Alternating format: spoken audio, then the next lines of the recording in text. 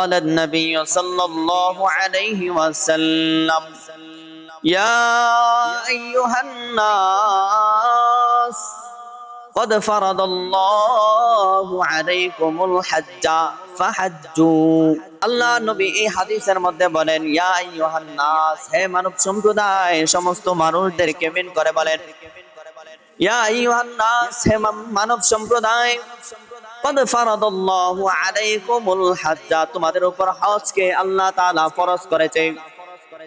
ফাহাজ্জু, অতএব তোমরা হজ করো।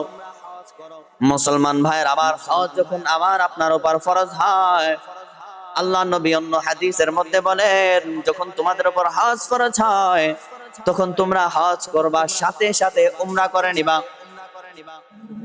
হজ এবং উমরা যেই ব্যক্তি একসাথে করবে, হজ করার পর পর উমরা করে নেবে, আল্লাহ নবী বলেন সে দুইটা উপকার পাবে। এক নম্বরে আল্লাহ নবী বলেন তার জীবন থেকে দরিদ্রতা নিশ্চিহ্ন করে দেবে। সুবহানাল্লাহ। হজ করলে কিন্তু আমাদের টাকা ক্ষয় হয়, টাকা ব্যয় করে আমরা হজ করতে হয়, অথচ আল্লাহ নবী বলতেছেন যে হজ করলে দরিদ্রতা নিশ্চিহ্ন করে দিবে।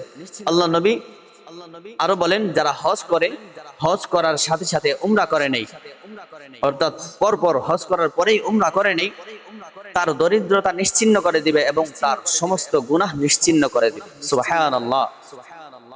সবাই সুবহানাল্লাহ বলে না, সুবহানাল্লাহ বলতে হবে।